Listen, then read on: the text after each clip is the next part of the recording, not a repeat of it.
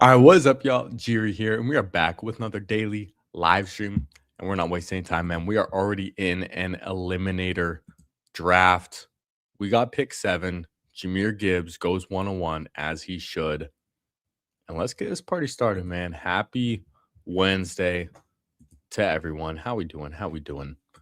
We're in an eliminator draft. I needed one more for this promotion and getting it right now. I joined this right before I started the stream, and it snap filled 12 out of 12. So nice to actually get one of these to fill. And we'll see who we get here at pick 7. Christian McCaffrey would be a lot of fun, or I would probably take Amon-Ra St. Brown. I really do like the elite receivers in the eliminator still, but Christian McCaffrey, he's just very valuable in this. But he goes. So I'm going to take Amon-Ra St. Brown and be very happy about it. Great way to start our stream today. And one thing I want to talk about as players come up are trying to identify some of the players I expect to rise a lot in these drafts, because we have training camp just around the corner. I think it's, 2 weeks away? Maybe even a week and a half away. So a lot of players, we're going to get more reports. We're going to get clearer outlooks. And I'm also expecting a lot of these veterans to sign. Guys like Diggs, Debo, Keenan.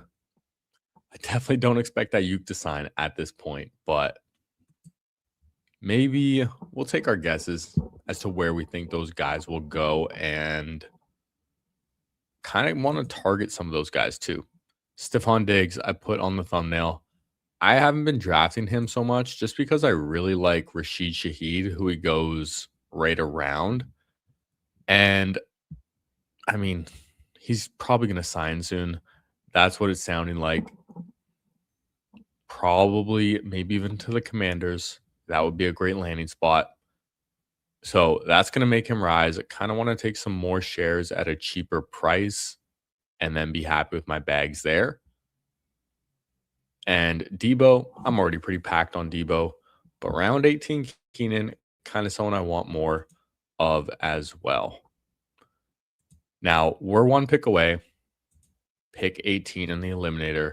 Kenneth Walker would be a lot of fun. He also has a different bye week than St. Brown, and we get him. So Amon-Ra St. Brown, Kenneth Walker, great way to start this draft. Chase Brown was here too.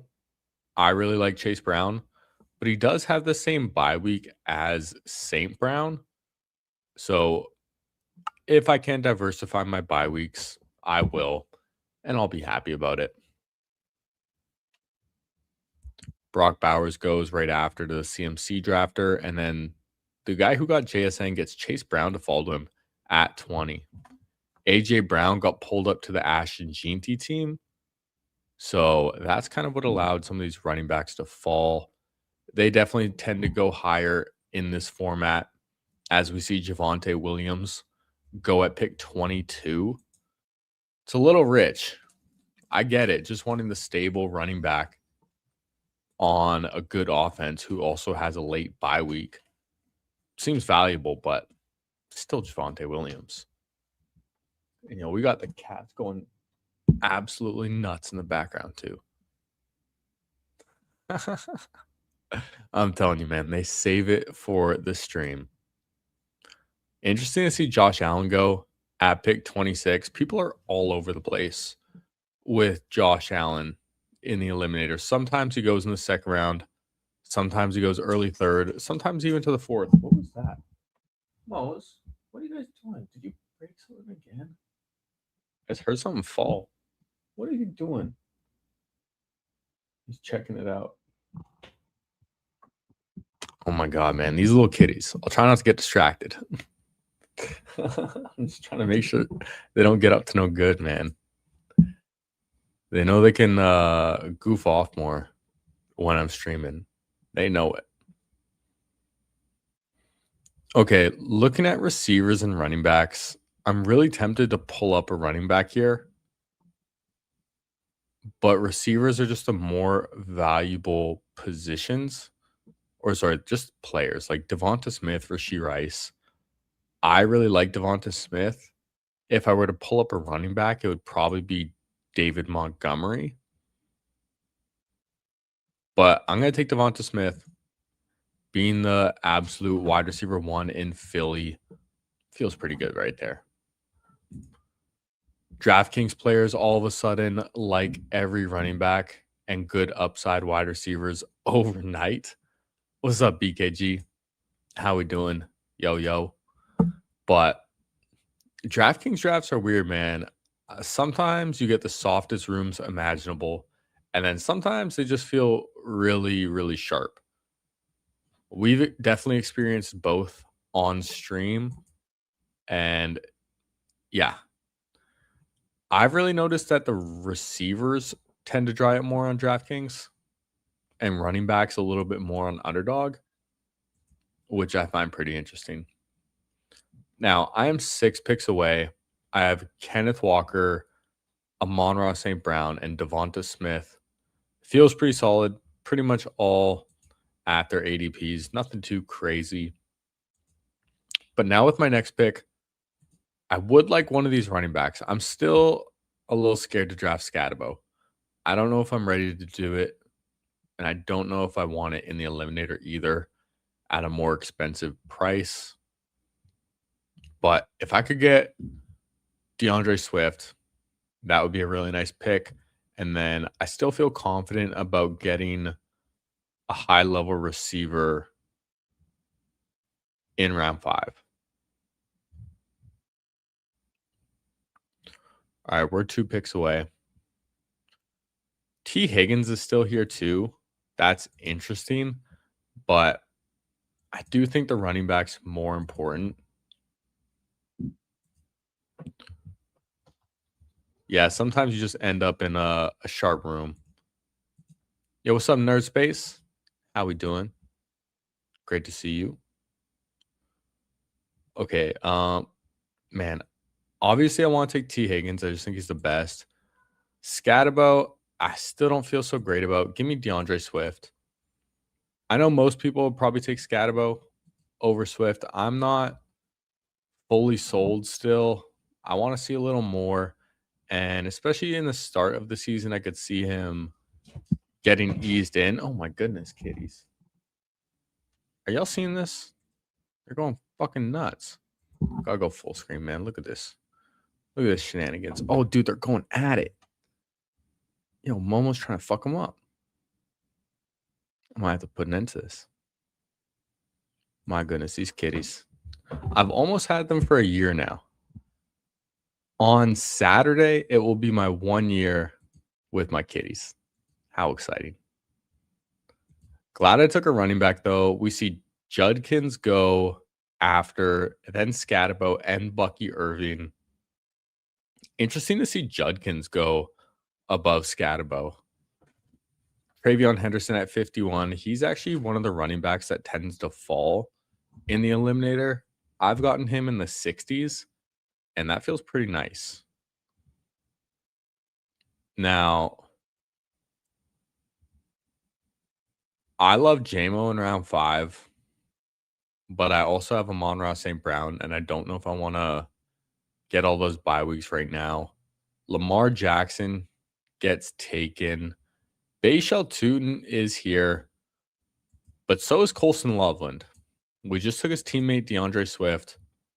I know I just said that about St. Brown and JMO, but I just really like Loveland. I don't get why he's so undervalued in the Eliminator compared to Best Ball Mania and other contests. So I have a ton of him in this format.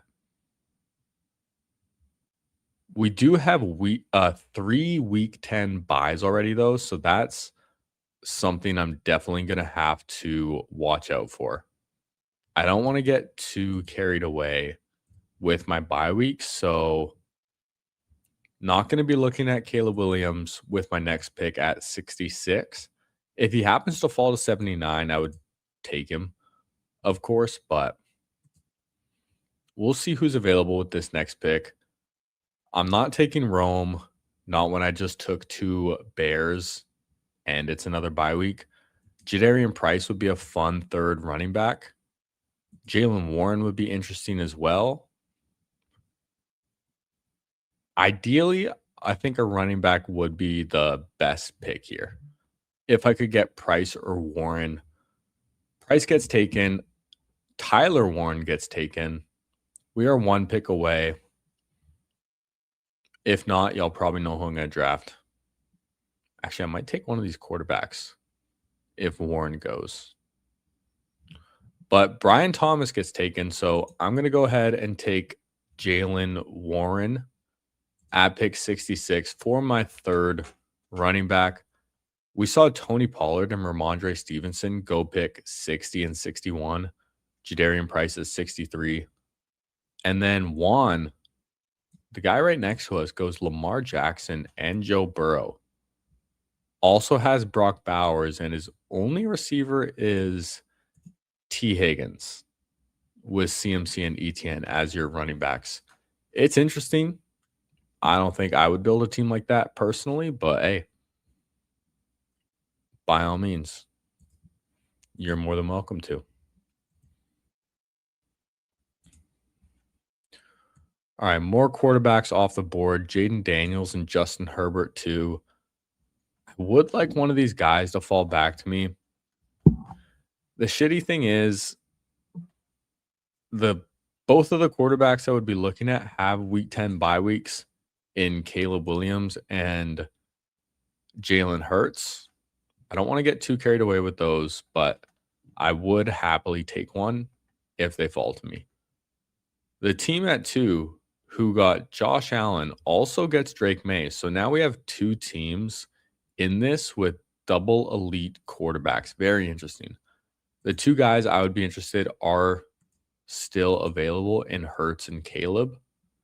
Caleb would be double stacked. Hurts would be stacked with our receiver Smith. I think it would probably make more sense to take Caleb over Hurts.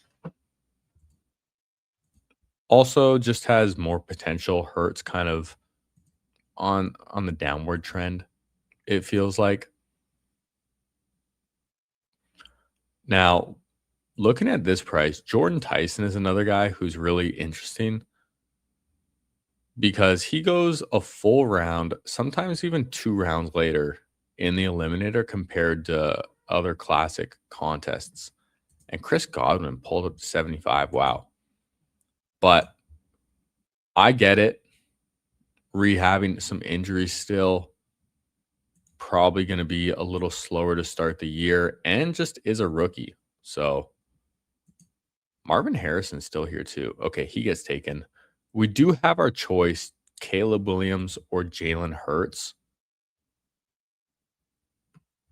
And I think taking Caleb makes more sense when I already have 2 Bears pieces. We're making a bigger bet on the Bears offense than we are the Eagles. But hey, maybe Jalen Hurts just comes back to us 10 picks later.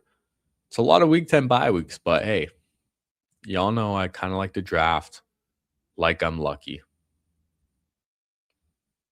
Another interesting name I'm going to keep an eye on is Malik Neighbors when training camp is going to start up, because there's been some rumors that he's going to be out there for training camp doing some stuff.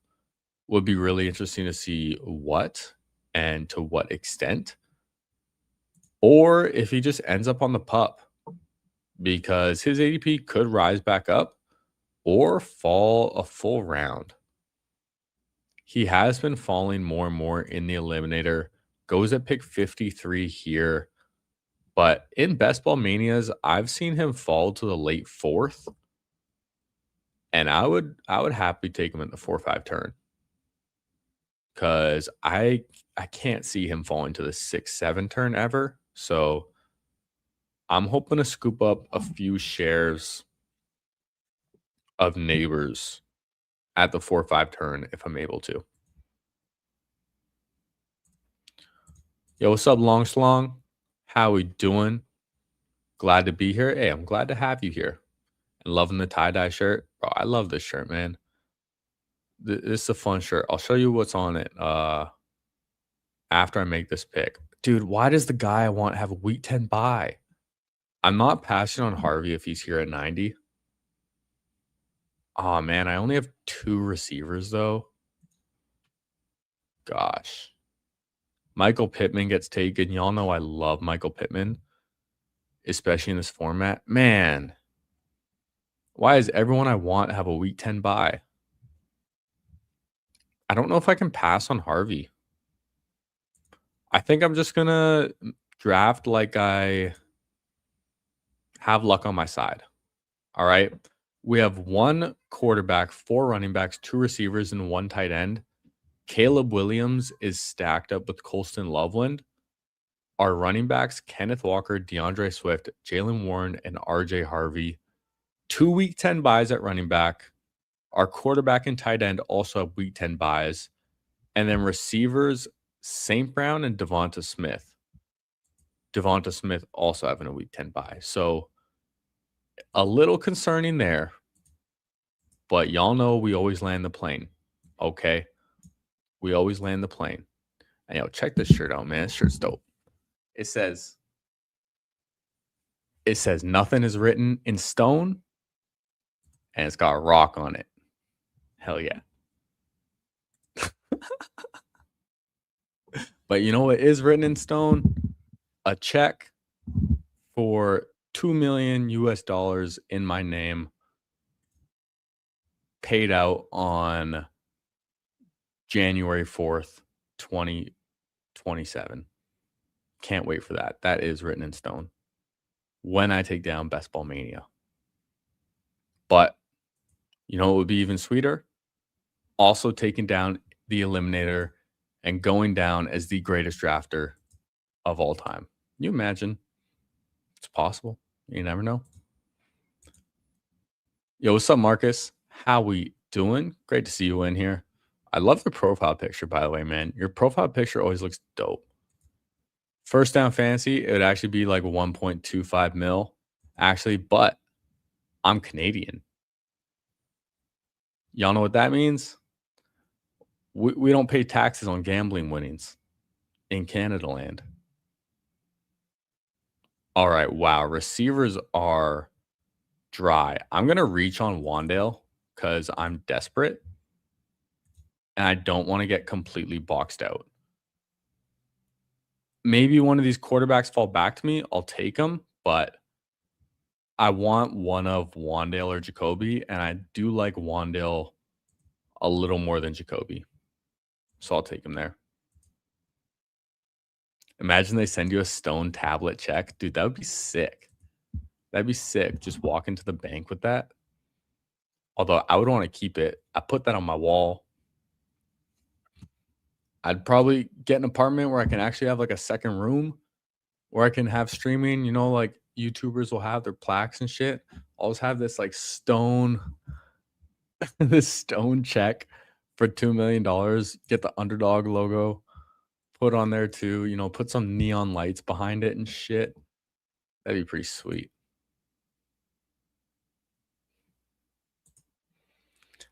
After you said you were Canadian the other day, I did notice the accent after you said out.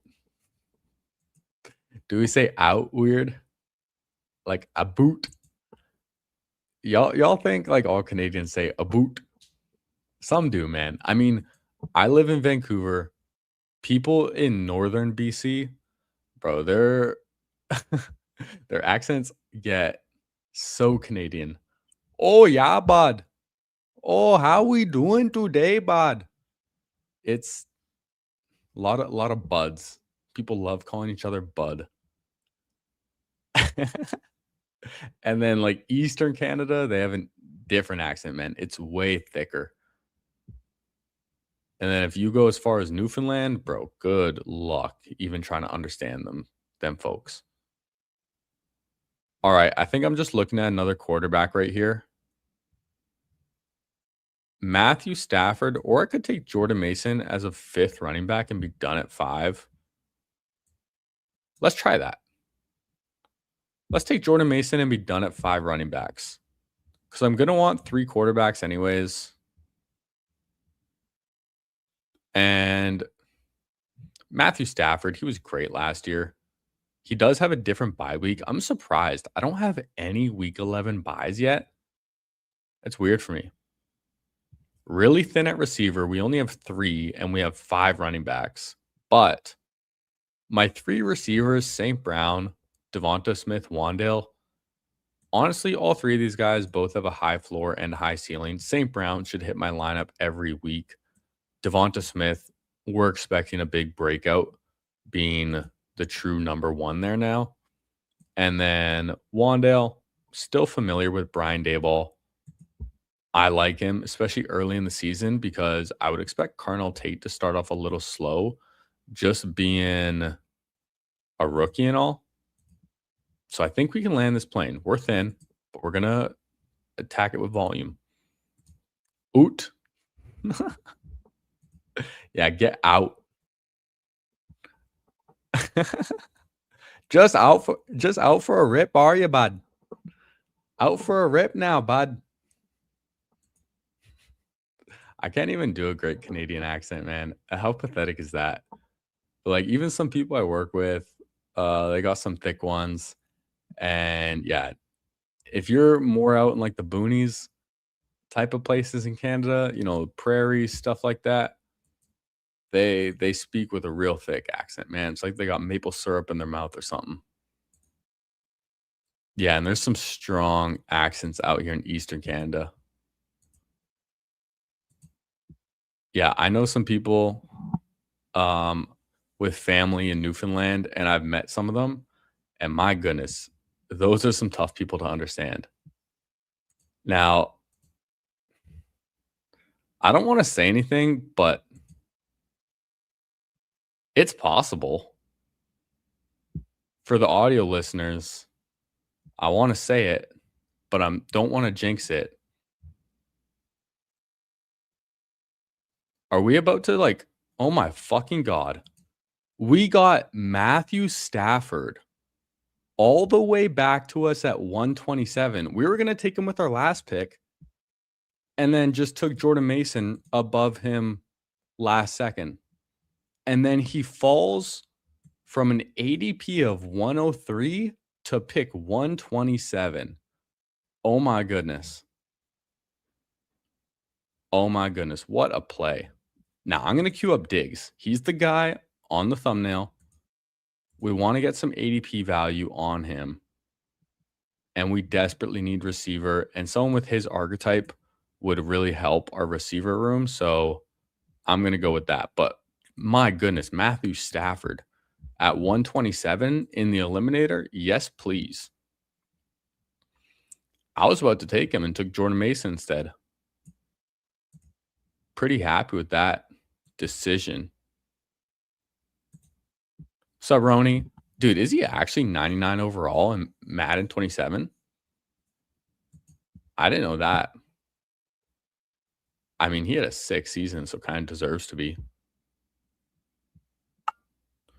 Now, we're going to get one of these receivers, Diggs, Shaheed, Coker. I think I need to take Stephon Diggs. I put him on the thumbnail today. Jalen Coker goes. Here's my dilemma, okay? I love Rashid Shaheed. I love Rashid Shaheed. I think he's going to smash this year. And especially in the fantasy playoffs, I just think he's going to be great.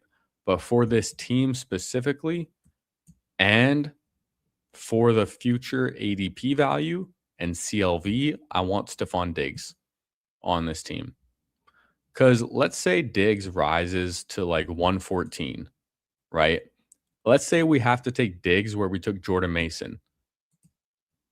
And now we have Stafford at 127. So Mason could essentially be like we got him at a value of 137 in this draft. We could create that scenario in our mind. But we're taking Diggs on this team, expecting him to rise when he signs, probably before training camp. So I'm really happy to get him on this team. And yeah, we got some sweet value. The Dipperino has been slurped, man. Yo, as Fantasy Dog Pound says, get your spoons out. We're scooping it. All right. Spoons are out. Yeah, let the casuals make waves. Let it ride. We're doing that, man. We're doing that in this draft. So we're going to be done at 5 running backs for sure with Kenneth Walker, DeAndre Swift, Jalen Warren, RJ Harvey, and Jordan Mason. And then really need to catch up at receiver.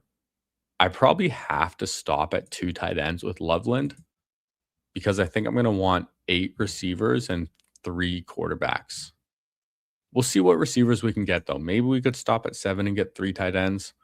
But when I have Loveland also stacked up, I think I need to push it a bit there. Might even just look at my second tight end now.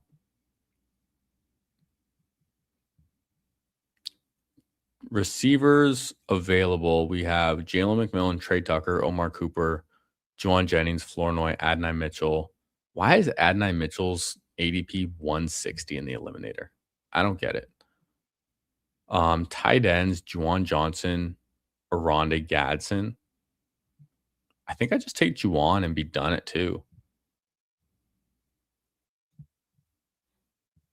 Or do I take a receiver? I do like Flournoy a lot. I'm going to take Ryan Flournoy, actually. I want to catch up more at receiver, and maybe I can keep the door open for potentially stopping at 7. Because I know with my next pick, I probably want Debo. For similar reasons, I took Diggs. One, I just think he fits this type of receiver room I'm building. And I just think he's going to rise in ADP. He wasn't bad last year, man. He got 150 points, half-point PPR, 700 yards, 5 touchdowns, and then 75 yards, 1 touchdown on the ground. It's not that bad. Like, compared to what he was in his prime, yeah, he's ass. But as a 14th, 15th round fantasy football wide receiver in best ball, he got like 4 or 5 games last year with 20+ points. That's pretty damn good. Like that's pretty good, all right? I like that on my team. And I think there is a pretty big drop off at receiver afterwards. Gadsden at tight end is interesting. He would be a falling value as well, but I want Debo on this team as my 6th receiver more. And we're going to take him. Although, actually, 3 quarterbacks. Do I want 3 quarterbacks? Stafford and Caleb? I'm going to try and push it. I'm going to take Rodgers. No, I'm not. I'm going to take Debo. I changed my mind again. Sorry. I just thought late, like, I could honestly get Jacoby Brissett. I could get Tua. I don't care about stacks too much. And I really need the help at receiver more. When Rodgers, I'm taking at 162 to stack with who? Jalen Warren. It's something, but honestly, Stafford and Caleb are 2 pretty good quarterbacks. Okay, I don't love seeing Barner and Gadsden go because honestly, I was hoping to get Barner with my next pick because I love AJ Barner. But maybe Aaron Rodgers will fall back to me like Matthew Stafford did. Debo almost missed 2 full games and no Jaden for half the year. Yeah, exactly. Plus, I think if Diggs doesn't go to Washington, I think Debo's probably going back to Washington. I think one of these guys is going to Washington, Diggs or Debo. And it's one of the best landing spots there's left for receivers. I think the Falcons would also be a great team to bring in one of these veterans, but I haven't really heard much about them. And the Colts are another one that have been rumored to bring in a veteran receiver, probably more so than any other team other than the Commanders. So I think Keenan could also end up there. And Keenan Allen might just be an addition to this team as well. I might end up with only 2 quarterbacks with Caleb and Stafford, which I don't think is the worst. Typically, I do want 3 in the eliminator. but we'll see. I actually don't know if I want Keenan on this team when I already have Diggs and Debo. It's kind of a lot to stop at 7 with. If I could get Denzel Boston with my next pick, that could be kind of fun. Just take some rookie upside on this team. I'm not looking at running back. Tight ends are going. I don't love that. It's funny how people pronounce Gadsden that are mid East Coast. Gadsden. Pronunciations are funny, man. Some chatter about Keenan to Indy with Steichen being his former OC in LA. Yeah. And having some familiarity with the offense as well would be really good for him to ease in there. I think Denzel Boston's the click, though. Jerry Judy's here too. But I think with the receiver room that I have, getting a rookie upside is fun. He's past ADP. I don't have much Denzel Boston, and I do want a little bit more. Yo, what's up, Bukowski? How we doing? Welcome, welcome. Happy Wednesday, Sam. Great to see you in here. New subscriber, Sam. If y'all have not subscribed yet, we're streaming every single day. Do me a favor, go down, hit that like button, subscribe if you're new. We're streaming every single day, man. Having a great time doing it. And as you can see, we draft good teams. I don't normally draft teams this thin at wide receiver, but I think we're pulling it off. Because now, like, when I look at my receiver room, it feels quite strong. St. Brown, Devonta Smith, Wan'Dale Robinson, Stephon Diggs, Ryan Flournoy, Debo Samuel, and Denzel Boston. I kind of really like it. Like, Wan'Dale, my third, does feel thin, but St. Brown up top. It's also an eliminator. Makes me more comfortable with it. Still have Colson Loveland at tight end. If Jacoby Brissett's here, I'm taking actually, I might want a second tight end first. Tight ends fall off a cliff. Pat Freiermuth, Terrence Ferguson. Terrence Ferguson would stack with Stafford. I would do that.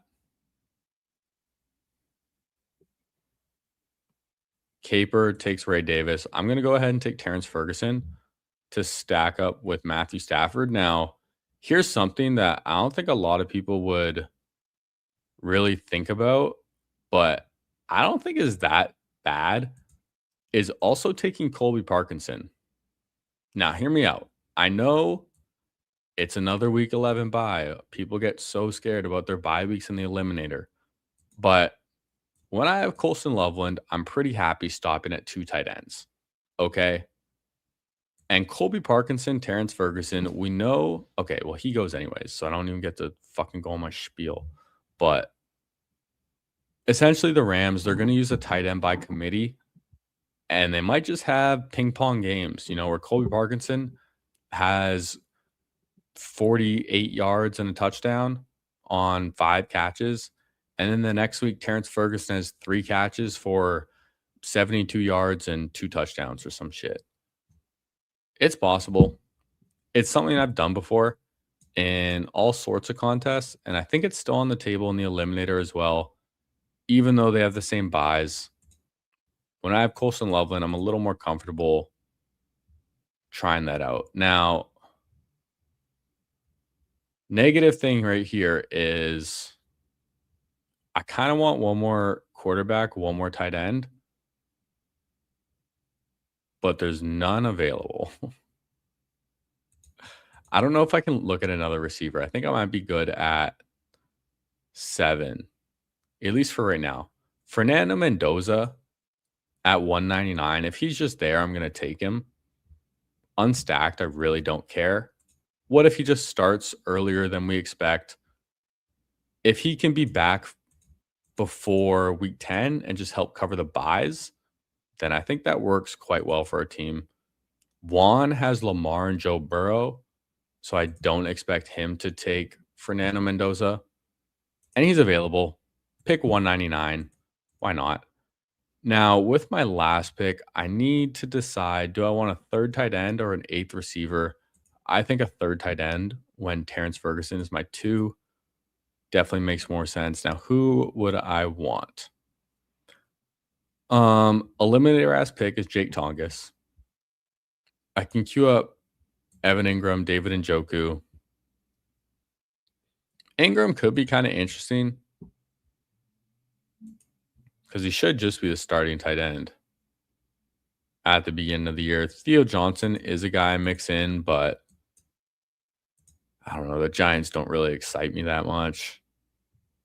I think I do take the shot on tight end, and it might just be Jake Tongas. Even if Kittle plays week 1 or week 2, I don't really expect him to be, prime George Kittle. So maybe they just rely on Tongas a little bit more as well. If you went to 80, India's ADP is going to rise like 80 spots for Keenan. Yeah. I mean, that's what happened with Keenan last year. I drafted a ton of Keenan Allen last year before he signed. I had like 40% or something. And then when he started rising, I just completely stopped drafting him. And he was going in like the 120s. I don't know if that's going to happen this year. I could see him easily rising to like the 140s, 150s, though. Okay, Jalen Noel goes. I think Jake Tongas just helps this team the most, even if it's literally just for the first 3 weeks to help make this team at least profitable, then I think it's a good pick. When looking at the other guys, like receivers, I don't think anyone's really going to help. Let's just take another stab at tight end. Maybe he can fall in the end zone. And first down fantasy's been slamming Colby. Like he's a better ADP rep or better rep with Stafford anyway. I mean, Colby Parkinson just kind of smashed down the stretch last year. He ended the season with 8 touchdowns or something? Pretty impressive. Still on the team. I was just like surprised. I was taking him a ton until they re-signed Tyler Higbee. And then myself and like pretty much everyone just really slowed down on drafting all of the Rams tight ends. But I think they can all just pay off. I mean, they're going around 17 or 18. Like, I think between Terrence Ferguson and Colby Parkinson, they could easily get 12 to 15 touchdowns. Easily. Yeah, a lot of 12 personnel with their wide receiver room and 13. Did a T-Ferg Park dog stack the other day with the elite tight end too. Interesting. At this point, you'd rather have Keenan McCardell. Who is that? Ferg is rising quickly. Dude, that's pretty much because of like what stream was it? Davis Maddox stream when he had the tout guys on, and then everyone was just jerking him off for Terrence Ferguson and taking him every draft, and now he's this thing. Bro, I've been drafting Terrence Ferguson, man. Been drafting Terrence Ferguson. But let's recap this team real quick. Oh, we got a little more Ferg talk. We'll finish this first. Ferg is only rising because of the Maddox effect. Yeah, I was right. It was Maddox. Mentioned him one time, and that is the best tight end in football. Yeah. Oh, McCardell's an old Jags player. You're too young to know McCardell. Clearly, man, did not ring a bell whatsoever. But hey, you know what we are doing is drafting great teams. And I think we pulled this one off. It's a pretty different approach for me in the Eliminator, but I think it's pretty strong. We have a 3-5-7-3 classic build. Caleb Williams, Matthew Stafford, and Fernando Mendoza as our 3 quarterbacks. Getting Stafford at 127 when his ADP is 103.6, that's incredible, man. Incredible fall, especially in the Eliminator. And then we get Fernando Mendoza, ADP of 177, falling to 199. Love to see it. Running backs, we have Kenneth Walker, DeAndre Swift, Jalen Warren, RJ Harvey, and Jordan Mason. Feels extremely solid. Very happy to stop with 5 right there. Receivers, we got 7. St. Brown, Devonta Smith, bit of like a double anchor wide receiver build almost. And then we got a little volume late with Wandale Robinson, Stephon Diggs, Ryan Flournoy, Debo Samuel, and Denzel Boston. I think we pulled it off. I think we landed the plane at receiver. We got a couple of vets who I do expect to rise, like I was talking about earlier, in Diggs and Debo. And then some nice floor picks too, with Wandale as our third and Ryan Flournoy, potential breakout, rookie upside, and Denzel Boston. 3 tight ends, Colston Loveland, Terrence Ferguson, Jake Tongas. Love having Loveland. And then 2 guys late. Totally fine with that. I think it works out well. Marcus had 19%, Ferg, and the big board. I had a lot there too. Unfortunately, I also had a lot of Terrence Ferguson last year, which I think it would have been a better pick if he didn't get injured in training camp and miss some of time. But don't draft Ferg for the overall stats. You draft for the spike weeks. Yeah, exactly. He got a lot of long touchdown passes as well. But that's our first draft in the Eliminator. I'm going to switch it up. Let's hop in a fast puppy. If y'all want to hop in, we're hopping in right now. We are waiting for 7. So you want to hop in a fast puppy? Let's get it. Think Colby has a better chance to spike than T-Ferg does? Maybe, maybe not. I mean, I think he has a better chance of finishing with more touchdowns.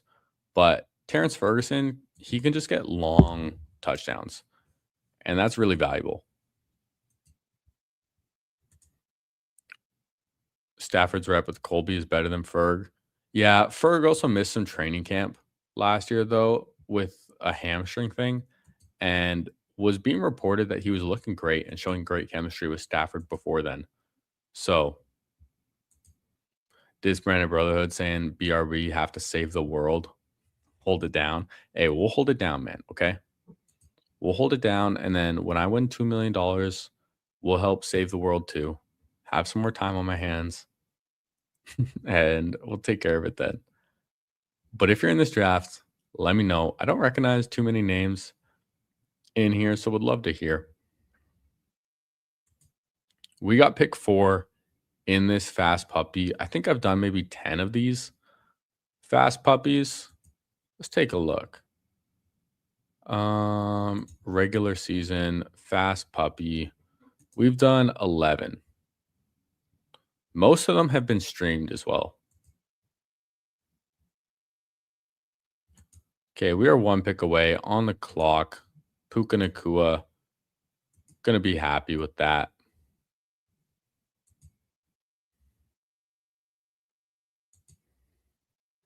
Ferg is Maddox KLM this year. Bro, completely forgot about KLM. Keandre Lambert Smith, man. My goodness. I was not a KLM guy last year. Wait. No, that's KLS. Who's KLM? I was thinking of Keandre Lambert Smith. Who's KLM? Oh, we got Randstand in here. Let's go. Welcome. Welcome. Where are you picking from? I don't see Rand. Oh, there he is. Okay. Randstand right here. Pick him from the 9 spot. So on the opposite end of the draft board is me. Okay, he did mean KLS. So thankfully, I'm a little special. And sometimes I don't always read the full words before saying them. And that makes me stumble over my words a lot. But this time it worked out in our favor, where we figured it out anyways. We read between the lines, okay? Yeah, Keandre Lambert Smith. I didn't really get that one last year, man. There was a lot. And I wonder who like those guys are going to be this year, who like are going completely undrafted right now, barely even being talked about. And then when training camp starts, you know there's going to be some guys There's going to be some guys that just get one highlight clip or get one beat report that just gets parroted and echoed over and over again. Wonder who it's going to be this year. And hey, if y'all have not done so, do me a favor, go down, hit that like button for me. Subscribe if you're new. We're streaming every single day, man. Having a great time doing it. Now, we're one pick away at 21. Chase Brown is still here. I would love Chase Brown at 21. And we get him with Puka Nacua. Let's go. Team at 5 started with McCaffrey and took Nico Collins at pick 20, which allows us to get Chase Brown with Puka Nacua at 21. That does not happen very often anymore. He's usually going around pick like 16 or 17. So a really, really nice fall right there. And that's exciting. Now we got to land this plane. Okay, let's lock in. Now, one thing I consider is pulling up Higgins and going with the double Cincy. Or I could get Zay Flowers and go with the Cincy Baltimore week 17 with Puka Nacua. But it looks like Jeremiah Love. Okay, he gets taken. Devonta Smith is still here. And honestly, I can't take Zay Flowers over Devonta Smith. I can't do it. I don't care about the week 17 correlation. Devonta Smith at 28. I don't think there's going to be a lot of teams in general that have both Chase Brown and Devonta Smith on them.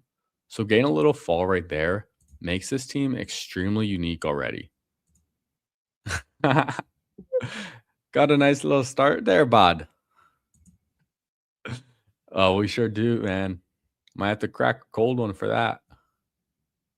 Go rip some darts. Some darts, eh? Man, hearing like real Canadians, like rural Canadians say A after like everything is so funny. All right. Man, we are locked in right now in this draft. Puka, Chase Brown, Devonta Smith. Very exciting for this tournament, especially because Chase Brown, he fell to the back end of the second round at like the start of Best Ball Mania, just like post draft. And I have a couple teams with him back here, which I really love to see now. But in this fast puppy, it's only been open for like what, a week? And yeah, Chase Brown not falling back here anymore. Best Ball and Call saying even the cats are excited. They're all tuckered out now, man. They were going wild at the start of the stream. Right when the stream started, these cats were going nuts. But they have calmed down a little bit. They have gotten a little tamed. Okay, Jalen Waddle off at 35. He's been someone who's just also been rising a ton because he's been getting talked about by pretty much everyone involved in fantasy football. I had not taken him too much early on, and I'm kind of trying to take a little bit more of him now before he steams even higher because he's moving up quick, man. He's moving up quick. I think people are getting real bored with the third round and taking the same combinations. All right. One pick away. This is a tough pick. Like Cam Scatabo, this is a team where I really don't want to fuck up. And I want to take my fucking guys. So I'm going to take Colson Loveland. I'm going to take Colson Loveland because I really like Colson Loveland. I also really like David Montgomery, and I was considering taking him there. But he falls back to the 5th more than Loveland does. So I'm kind of hoping he falls back to us.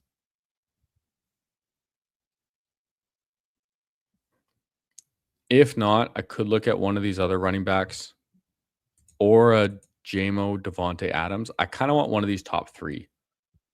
JMO goes If I could get Adams or Montgomery, that'd be a lot of fun. I do have Puka, but I would still take Adams with him. Yo, what's up, Levernucky? How we doing?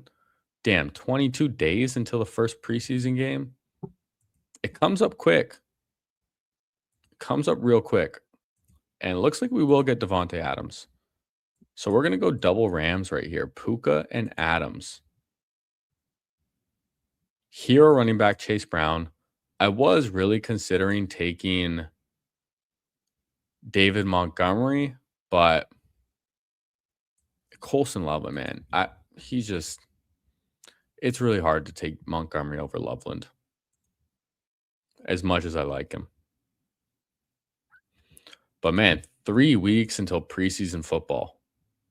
That's exciting right there. That is really exciting. It's crazy, man. Like, we're not even close to training camp, it feels like. And then all of a sudden there's preseason. Like, it all happens so fast.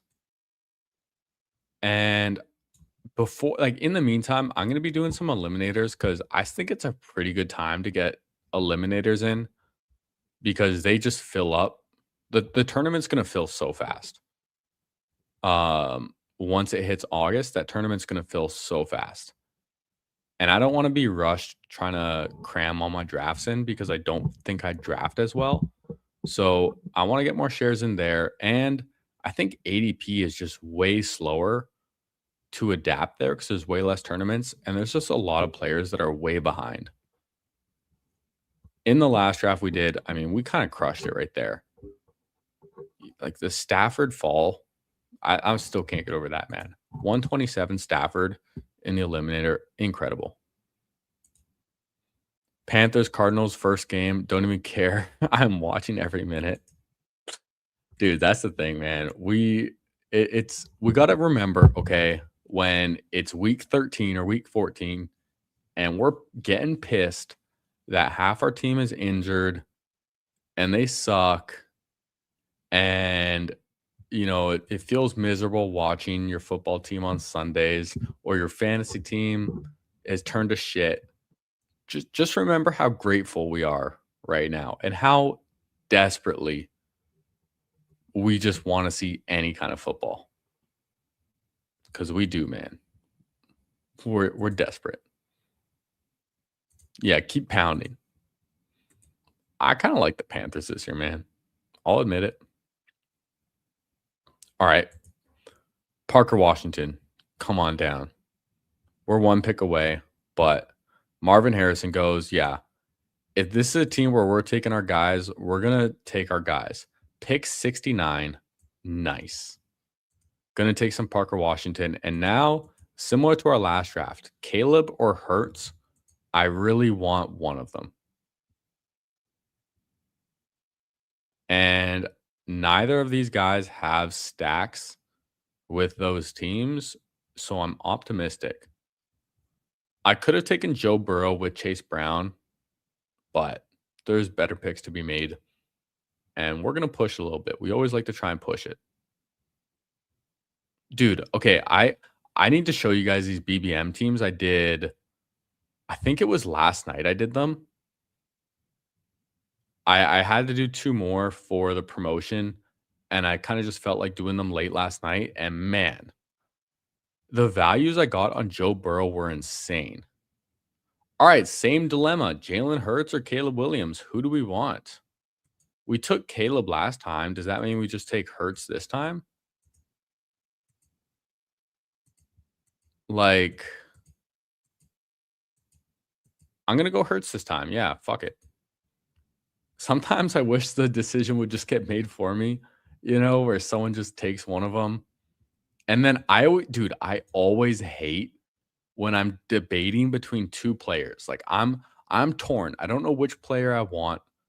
I'm going back and forth. And then the one I don't pick gets taken right after.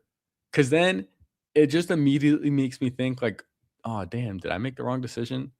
I didn't even realize this guy next to me had Luther Burden. So we just gave him the Caleb Williams Luther Burden stack for free. But we're drafting for ourselves, okay?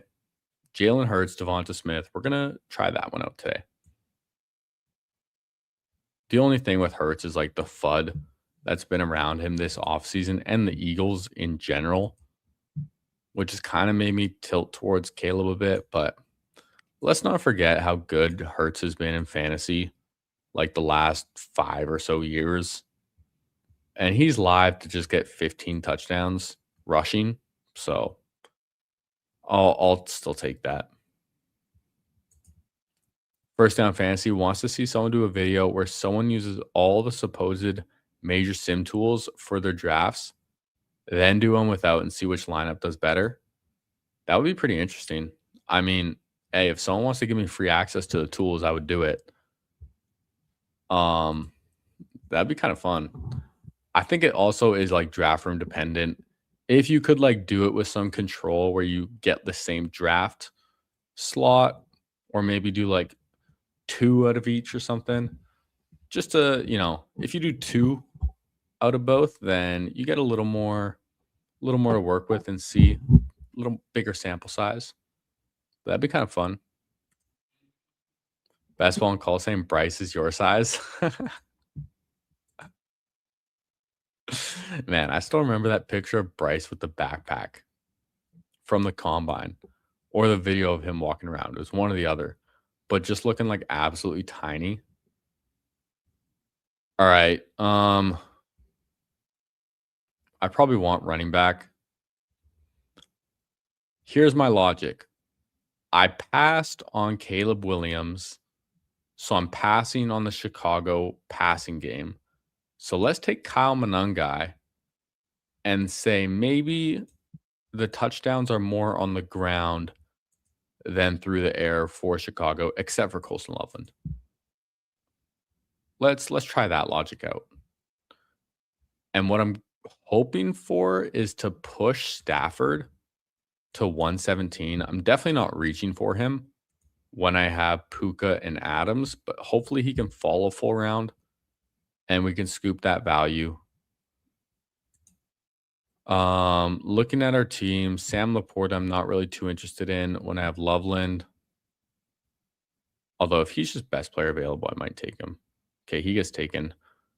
Dobbins, Kenny Gainwell. Why the fuck do all these guys have week 10 buys, man? All of them. Okay, we're 1 pick away. Josh Downs is still there at pick 100. He's someone who's been rising, so I'm going to take the falling Josh Downs. Now, if Keenan or Debo or one of these guys does sign to the Colts, then he's definitely going to fall in ADP. Although I still don't think pick 100 is bad, even with another body there. Because Downs, he's been getting talked about being played more on the outside this year. So I like it, man. Basketball and Call saying Top Click Tuesday versus Thinking Thursday. Yeah, I know Chad Candles does his Top Click Tuesday. And me and Chad have been trying to connect, man. Our schedules don't align too well, but we'll make it happen. Even if, man, if I'm like working afternoons one day, I'll wake up at 5:30 for Chad. I'll wake up at 5 a.m. for Chad so I can join him, because on the West Coast, man, he starts his streams at 5:30 a.m. It's pretty early. Levernucky, I still think it's funny PPR got access to the sidekick for like 72 hours and didn't use much at all. Hey, man, if it doesn't work for him, then it doesn't work for him. I don't know if I would do anything that different. If I got access to it, I would try it. And I would give my complete honest feedback. If I'm like surprised and impressed by it and I think it's good, I would say so. If I find out more that, yeah, I just like to do my own thing and draft without it, I would say that too. That's because when he used it, it told him to take 5 tight ends. Oh my God, dude. Come on now. Like, if that's what we're doing, I don't know. I've heard and seen a lot that it likes taking really early running backs as well. Even like 5 running backs early, which I don't really get. Y'all can see in this draft, man, I like to try and push running back sometimes. I'm not afraid of going like hero running back, 0 running back, and getting pretty extreme with it. Stafford is still on the board for us. He is at the top of ADP. We're 3 picks away. All 3 of these guys have one quarterback, and they probably don't have any no Rams for any of them. Unless do any of these guys have Corum? No. George Kittle goes, Aaron Jones goes. We're 1 pick away. Stafford falls to us again. Theme of the day, Matthew Stafford, past ADP. Love it. Absolutely love it. Maybe I could have pushed him even more because these guys have quarterbacks too, but it's really not worth trying to risk. And now I think I need a running back no matter what. JCM, Chris Rodriguez are the top 2 in ADP. I think I take one of these guys, and I think it's going to be C-Rod. Although I'm not out on JCM. I know a lot of people have been talking negatively about JCM, saying that he's just going to lose his job. Just going to be a special teams kick returner. But I still kind of like him too. I do have Parker Washington for Jacksonville. So the question is, do I want to take his teammate in Chris Rodriguez, or do I want to take his Week 17 opponent in JCM? I think I'm going to go with C-Rod. It feels a little safer right now, even with the foot issue, but he's expected to be back for training camp. And when my other 2 running backs are Chase Brown and Kyle Monangai, I kind of want to get a guy I feel just maybe a little more comfortable about. Maybe we look for a Katron Allen on this team late. And at this draft, we do see Stephon Diggs get pulled up to 126. I've started to see him rise more and more slowly. So it's happening, folks. That's why I'm trying to get my shares now of Mr. Diggs. Okay, so let's do a little recap. We have a 2-3-5-1 through 11 rounds. Jalen Hurts, Matthew Stafford at quarterback. Running backs, Chase Brown, Kyle Monangai, Chris Rodriguez. A little thin, but we're going to take probably 7. Receivers, Puka, Devonta Smith, Devontae Adams, Parker Washington, Josh Downs, and then Colston Loveland at tight end. I'm liking it a lot.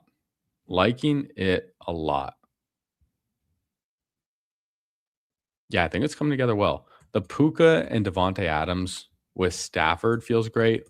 And I feel like anytime you draft these 2, you got to try and push it because not many people are really too excited to draft a naked Matthew Stafford.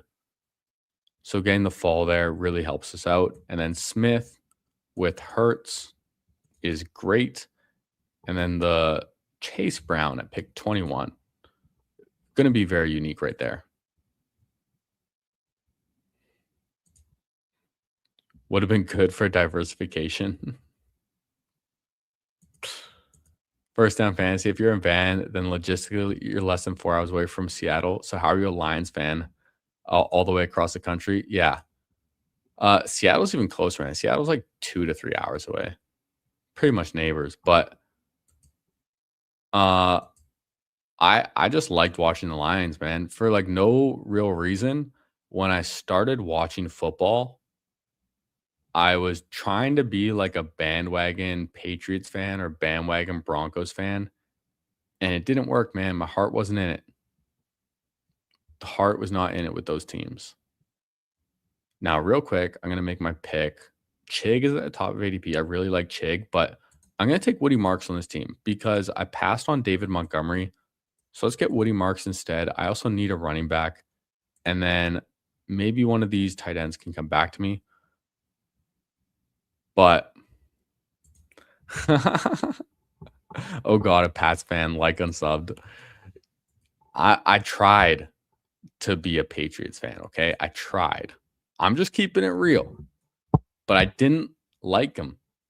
For whatever reason, whenever the Detroit Lions games were on, I liked watching them.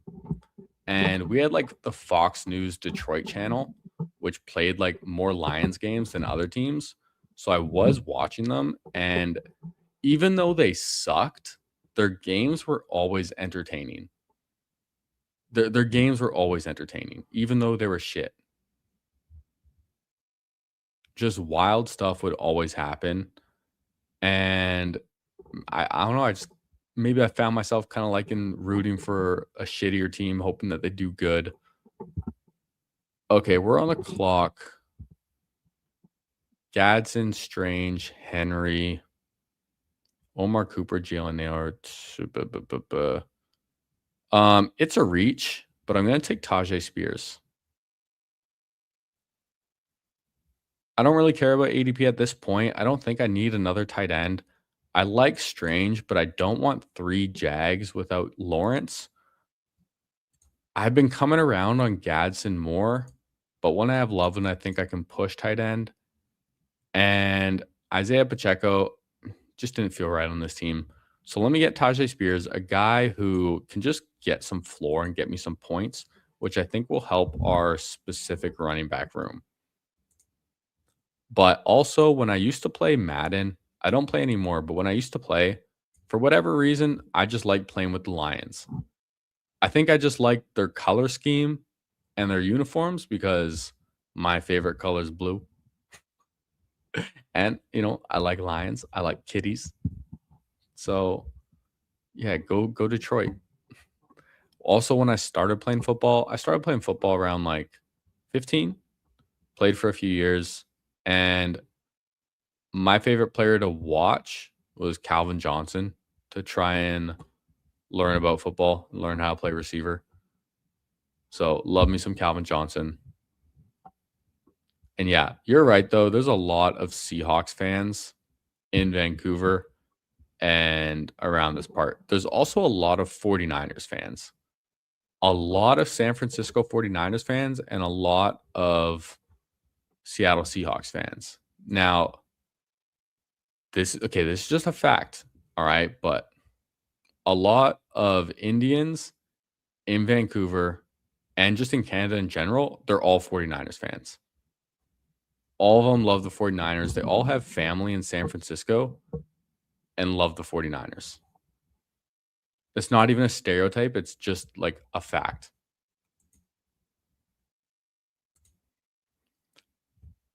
Best ball and call, 30 minutes from Ford Field, and you're a Panthers fan. That's rough, man. That's rough. But hey, at least you're loyal, you know? At least you're loyal to your team. You don't get caught up in distractions and just what's close by. Yeah, I'm glad I'm not a Patriots fan either. You thought I played soccer? Hey man, we're multi-talented. We're multi-sport athletes.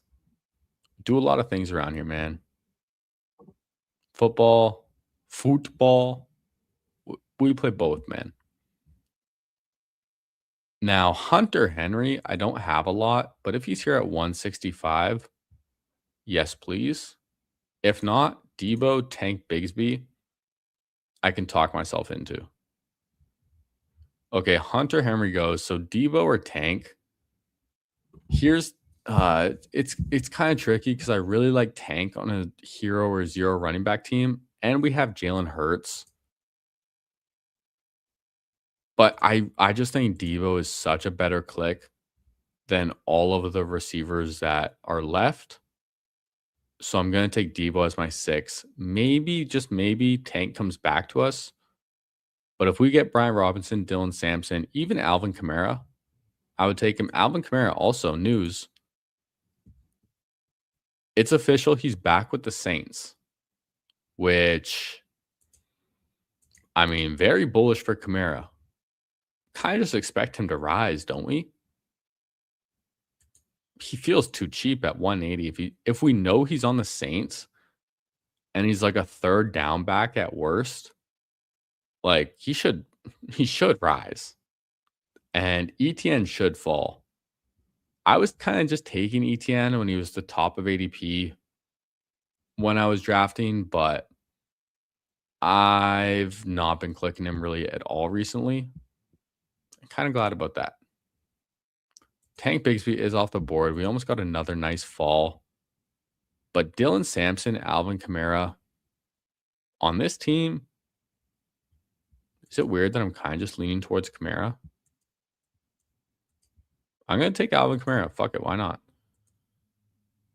I think we could just use a veteran to help give us some points and give us some floor. Dylan Sampson plays for the Browns. Like, this is the Browns, man. What are we doing? I'll take Kamara.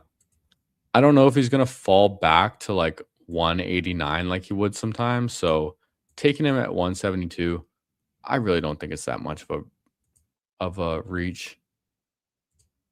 First Down Fantasy saying dated a girl for a year and she told me she was a Pats fan. I broke up with her the same day.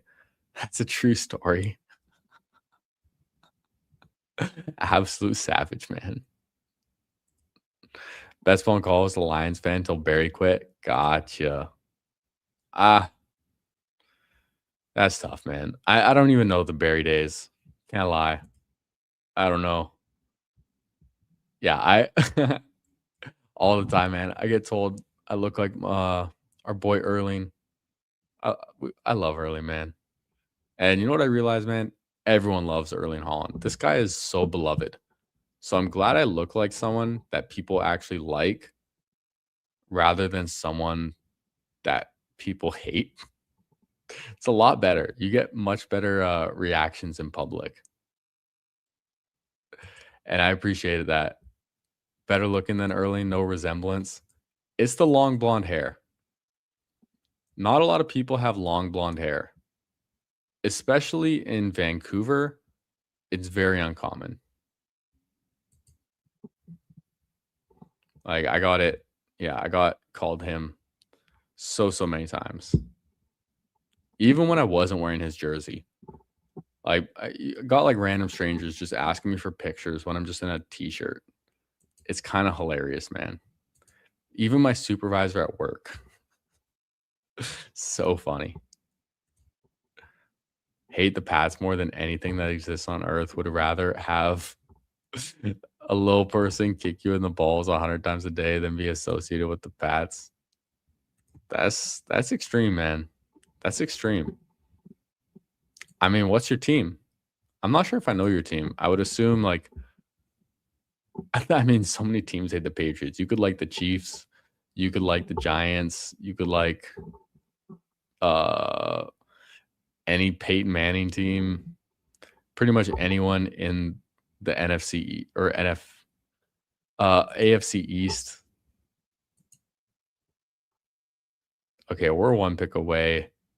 Antonio Williams is still here. I still need tight end though. Dulcich goes. Everyone's loving Terrence Ferguson now, so he's not available. Pat Freiermuth, Kate Otten. I think I'm Pat Freiermuth on this team. So let's go Pat Freiermuth. Probably done it. 2 tight ends, Loveland and Freiermuth. I could take a third if I want. But I think I'd rather go 7 receivers, 7 running backs.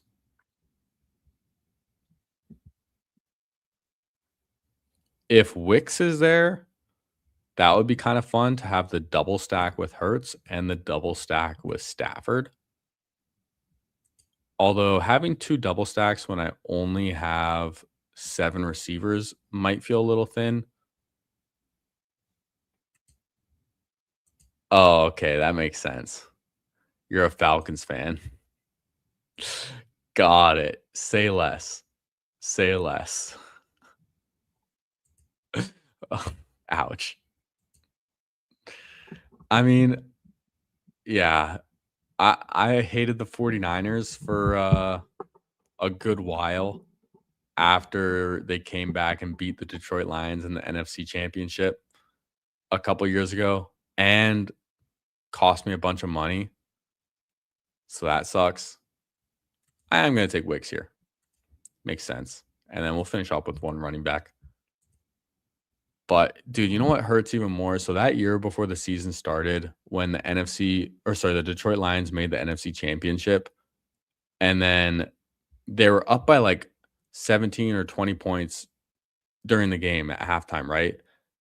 And I used Bet365, and they have a promo where if you're up by 17, if your team's up and you take their money line, you get paid out, you win no matter what, right? So everyone who bet Lions money line that game, they all still won.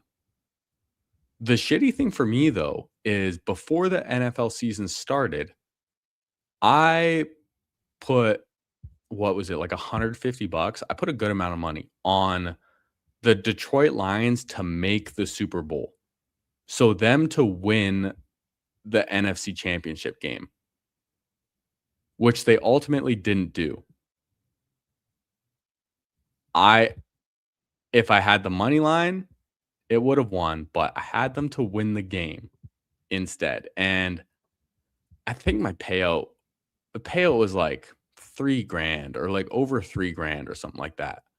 So I missed out on that. And I had another bet for the Lions to win the Super Bowl, which that didn't work either. I remember my cash out was like over $1,000 at halftime, and I didn't take it either. It hurt, man. That hurt. Also, I had I think I put 10 or $20 on predicting the Super Bowl matchup to be the Lions and the Ravens, and they were both in their championship games and both lost.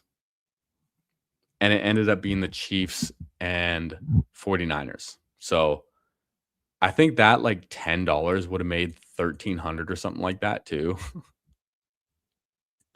So it was very unfortunate way to end that season for me. And yes, Kendall Vildor. And you know who caught that pass? Brandon Ayuk.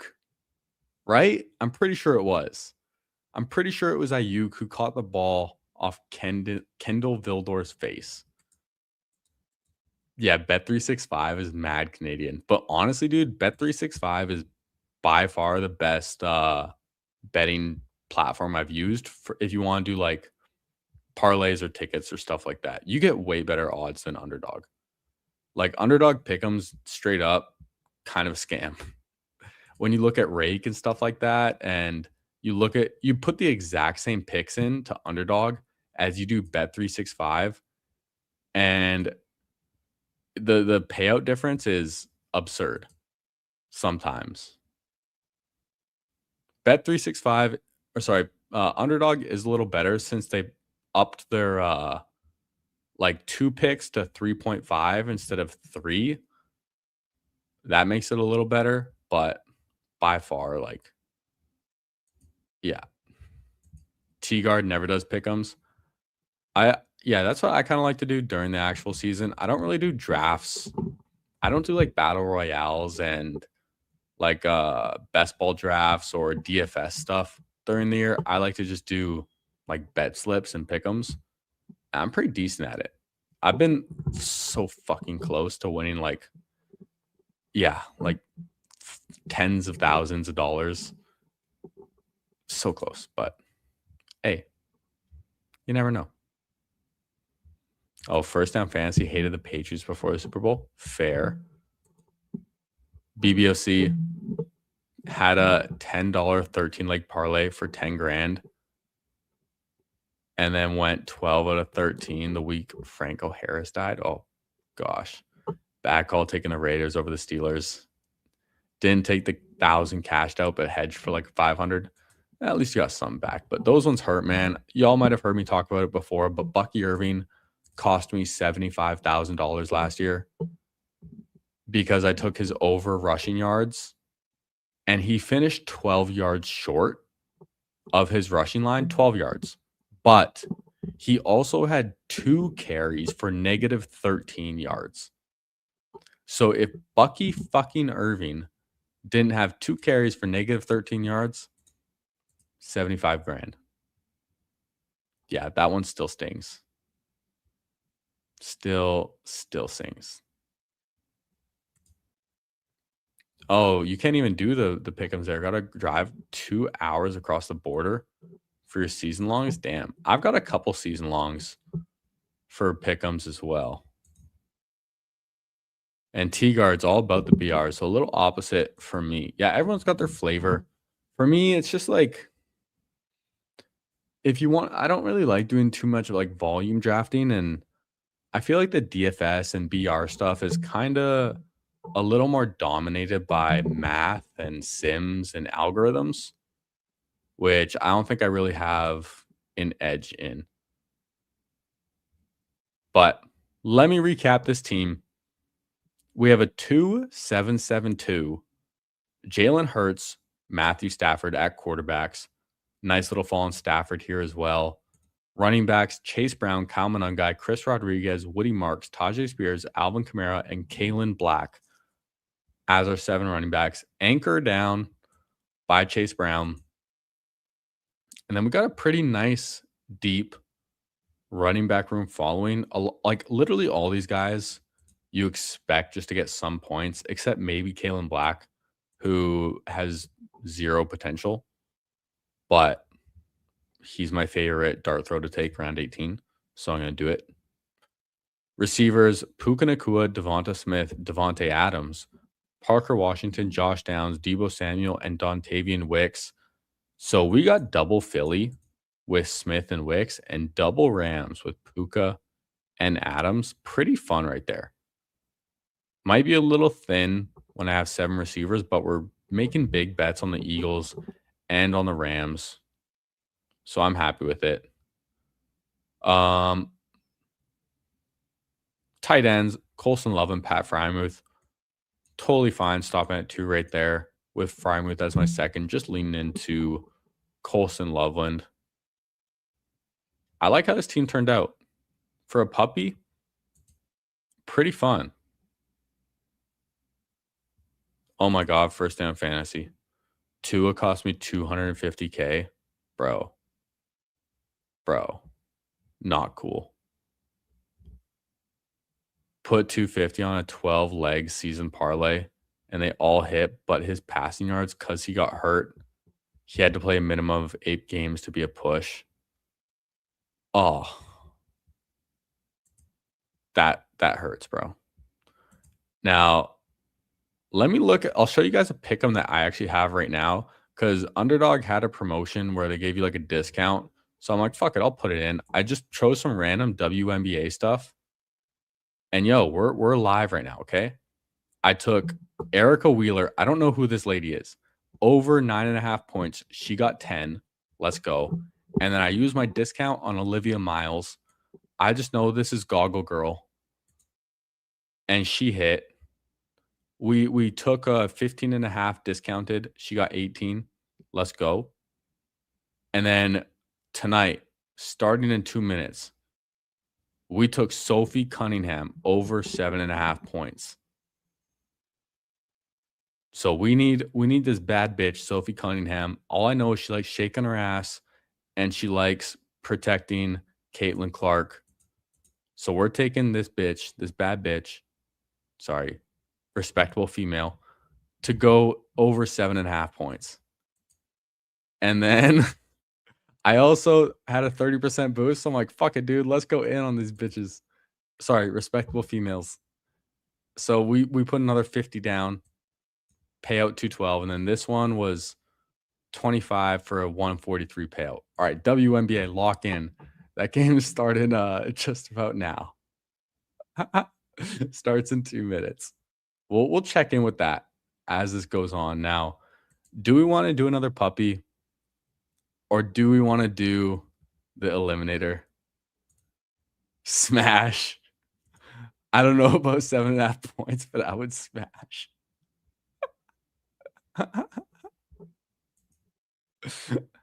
I mean, I'd give her about a 7.5, out of 10. Maybe we could bump that up to an 8.5. She cute. She cute. Them tall girls.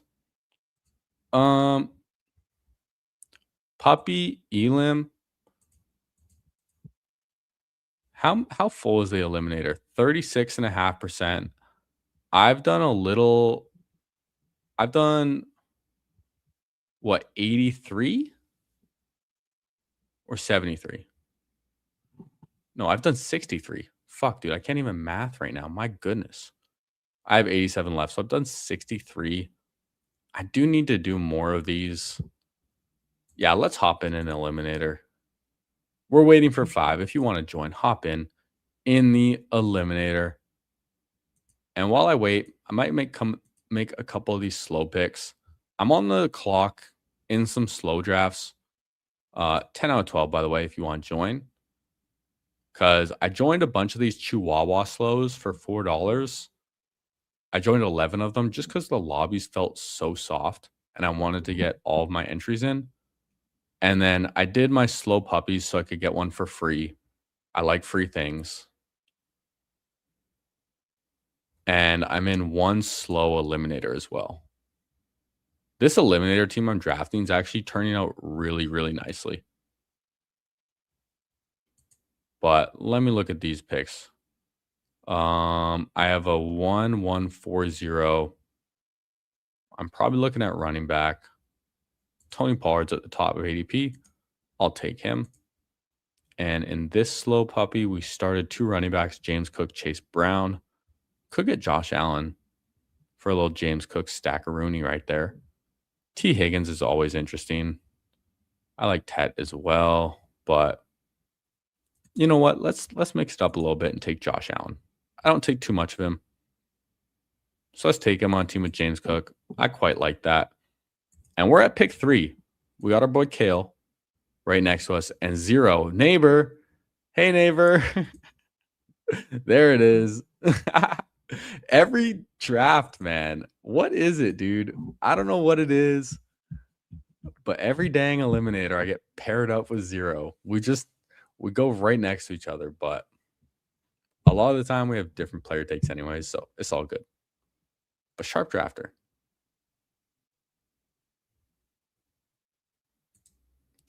Yeah, I know what you mean. Max Degen life right here. WNBA pick'ems. I mean, that was kind of just for the LOLs, you know? Actually, I'm going to take Puka in this one.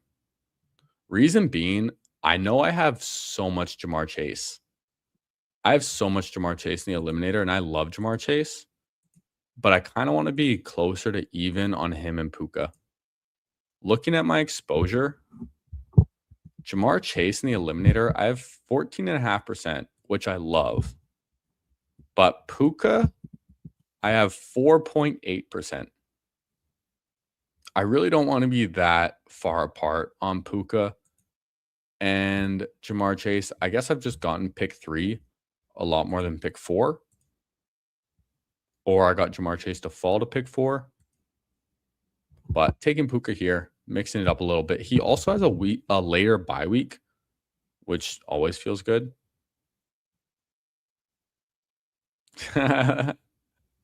Levernucky reporting the collusion.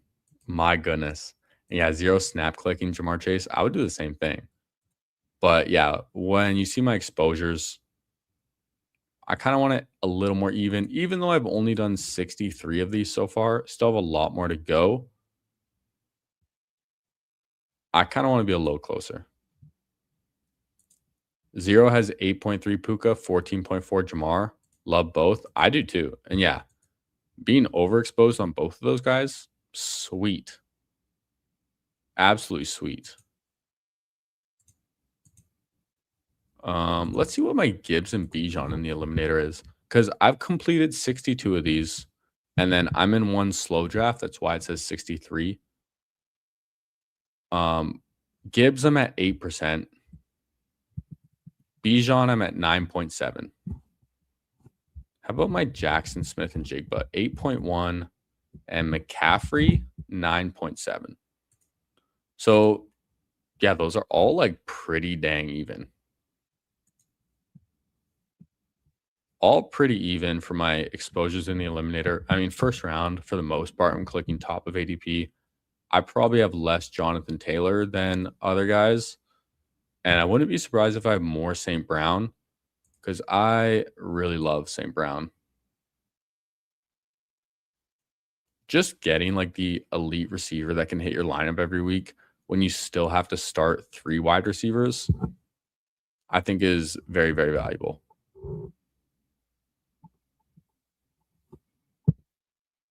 Jeremiah Love off at pick 20.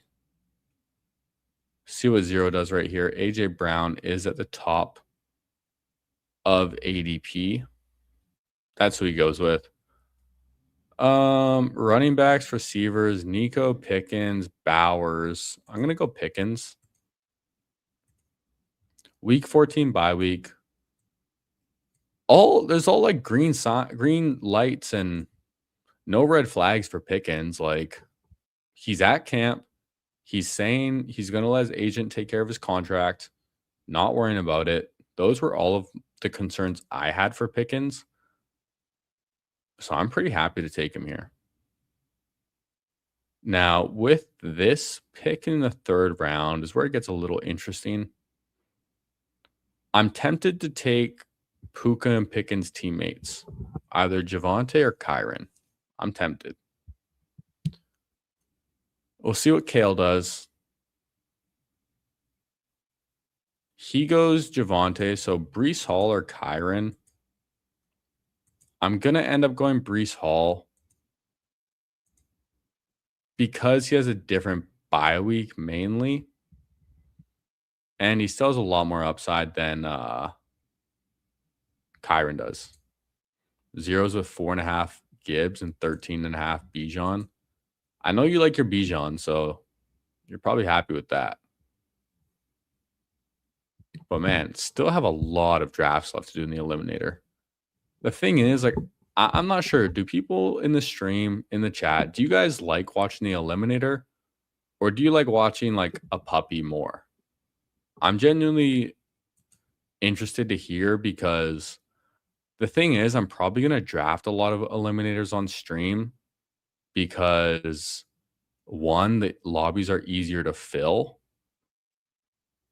And I just have a lot of volume left to get down in the Eliminator. So it's kind of just easier to do on stream. But I feel like some people don't like watching them as much. Jamar Chase had 5 single-digit games in 2025 and still smashed. That's why I think RB is the start in the Eliminator. Depends where you are on the draft board. Like, if you're drafting from pick 3 or pick 4, I still think it's worth taking Puka and Chase over CMC or Taylor or one of these other running backs.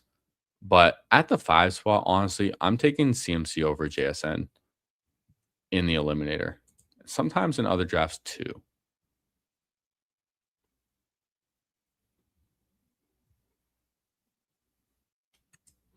Yeah, Jamar Chase can definitely carry you. Floor and ceiling, you kind of have to find like a bit of a happy medium right there. First Down Fantasy says I'd prefer a puppy or BBM, but that's just because I'm not big a limb person anyways.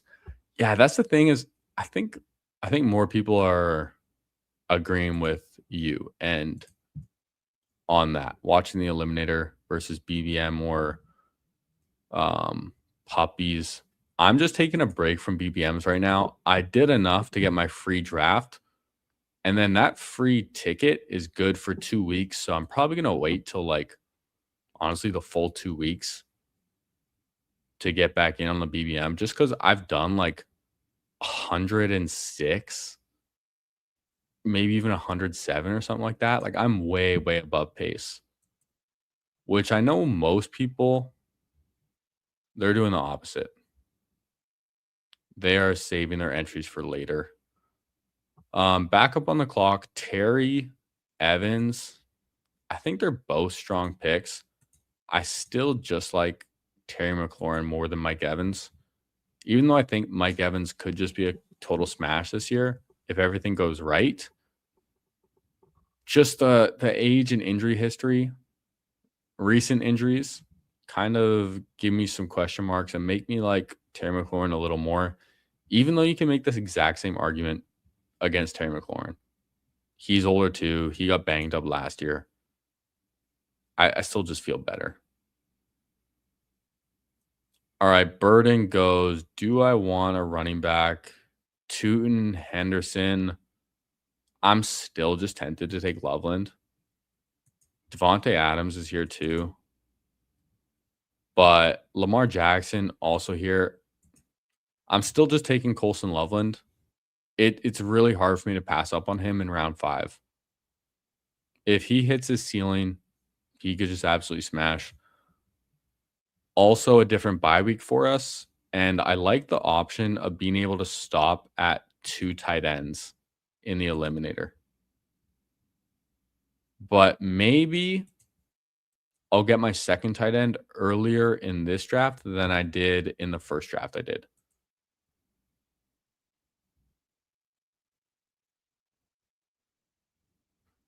And this is what it comes down to for everyone in fantasy football. You do you. Everyone's gonna have different opinions about everyone. It's always just how it is. So yeah, do you. I'll do me. We'll be good with that, man. Now I'm looking at this. Can I bring this in? Look at my camera. Oh, it doesn't work like that? Damn. I want to like trim my camera a bit. So don't need to see all this stuff on the edge. Make it a little smaller. I need to play around with some of this StreamYard stuff.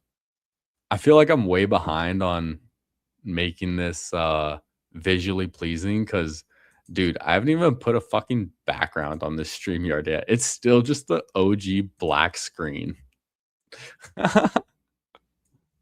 I have 415 subscribers, and I have made how many live streams have I done? How many videos? Can I see the number? I can't see right now, but I want to say like I've done over 150 videos, 150 live streams, and I have not added a background on StreamYard yet.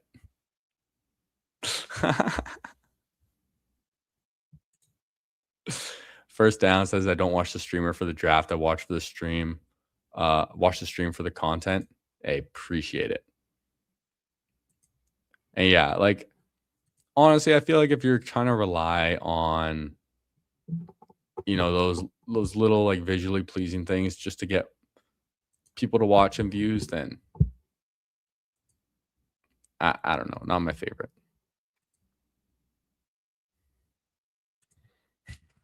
Bone ruler. Usually don't see Lamar fall all the way to the flowers drafting the Elim. Yeah, I've seen him fall a little bit more recently too. Lamar's been slowly slipping in the eliminator, but all the way to 57, man. Yeah, that's a great pick. Especially when Josh Allen goes literally twice as many picks sooner at pick 25. Wow, RJ Harvey 68 and Chuba Hubbard 69. Nice. Oh, wow. Running backs are completely cleared out. We're staring at all these receivers, and you know what that makes me do? Lean in more. Rotate and roam. We'll try it out, man. Hero running back. See how it goes. Yo, what's up, Eric? One spot left in the 555 on DK with leg up. Hey. I heard there's a promotion in the 555 too. It's my destiny. It's not fun if you already know about it though. You know? You got to be surprised with the roulette. That reminds me, I do have to do my big dog roulette. Haven't done that. I am just going to take my quarterback, I guess. Let's take Caleb. Let's see if Zero takes Parker. Maybe I could have considered 2 quarterbacks there and gotten like Dak with Pickens. Wow, DK over Parker for 0. Interesting. But yeah, you do you.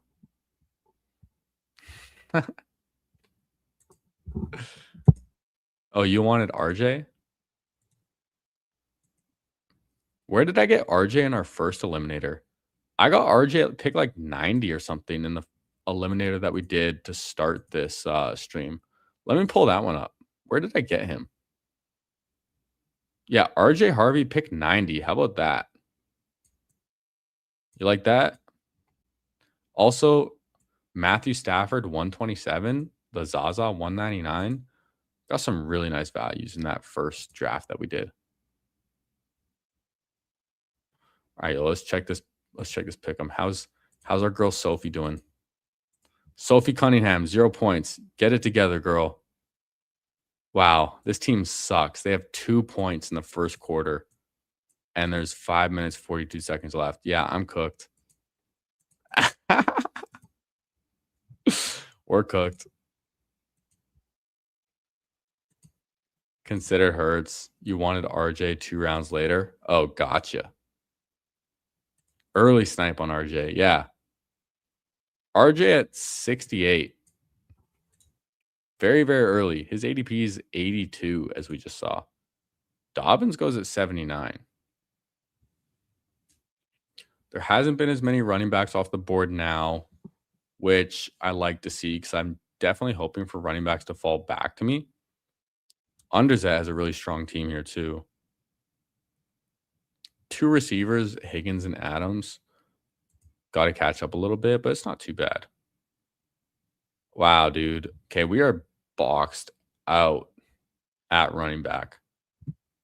Does not feel good. But hey, guess we're just going to keep pushing it. Hope to get a little lucky. Y'all know sometimes we just draft like luck is on our side. I'm going to take Gainwell right here. I just kind of have to get the running back. I need it. And we'll see who comes back to us. There are a couple players that I like. Kale takes one of them and Michael Pittman. Great pick. Fun little pairing with Rico Dowdle too. And then am I interested in potentially taking a quarterback here? Because I don't know if I'm going to like the guys at the next turn. And is there really a running back worth reaching up for? Probably not. Mahomes. Yeah, we'll just take Mahomes. We'll keep it simple. Caleb Williams, Patrick Mahomes. Mahomes is unstacked, but I don't care.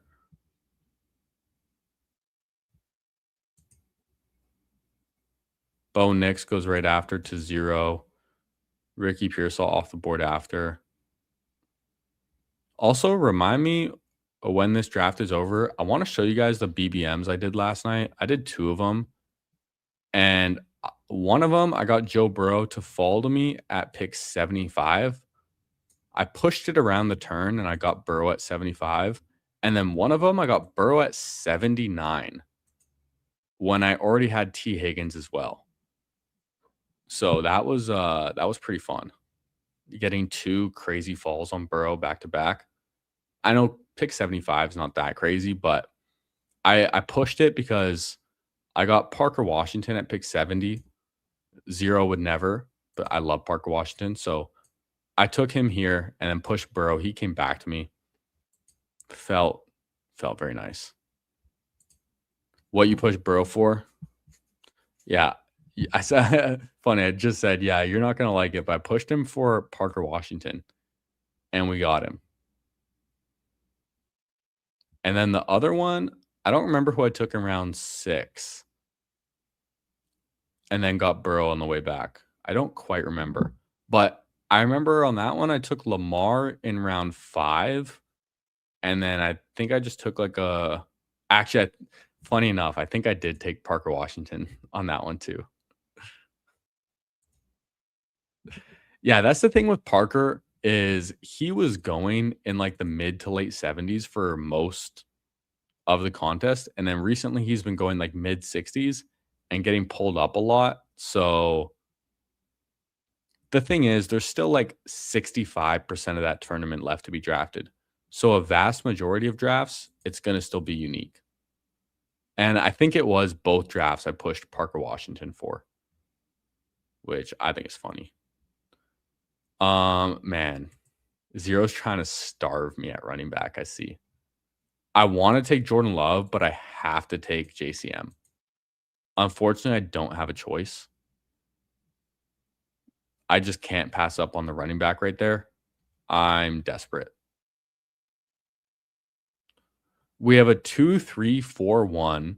Caleb Williams, Patrick Mahomes, Breece Hall, Kenny Gainwell, JCM, Puka, Pickens, Terry, Rome, and then Loveland at 51. So big bet on the Bears. Kale got the falling value of Jordan Love. I'm going to take, Kelsey's here to stack with Mahomes, but it's not as important. I can get a second tight end later. I'm going to take Tyron Tracy. I'm desperate for another running back, and he's just a guy who can hopefully give me some points at the start of the year if Scatabo is a little slow to come back. So I'll take him here as our fourth running back. And at least our bye weeks are spread out. So that's good. We have all different bye weeks at running back, receiver, tight end. We only have one, but quarterbacks are different too. So we always love some bye weeks. And Zero loves being my neighbor, man, because he gets some falling value sometimes. I try and draft structurally smart still, not just take the shiny pieces right in front of me. But yeah, I would have liked C-Rod more on this team than JCM, similar to exactly what we did in the last draft, where we had our hero running back, and then we're deciding between JCM, C-Rod. Went with C-Rod because it feels a little bit better for that build. Would have done the same thing here, but end up with JCM instead. That's all right. Where did Parker end up going? 78. I have some teams in the Eliminator with Parker Washington, like in the 80s. Maybe even in the 8th round. Oh, I see. You have Rashad too. I missed that. Yeah, I didn't notice that you also had Rashad. Yeah, that makes perfect sense then.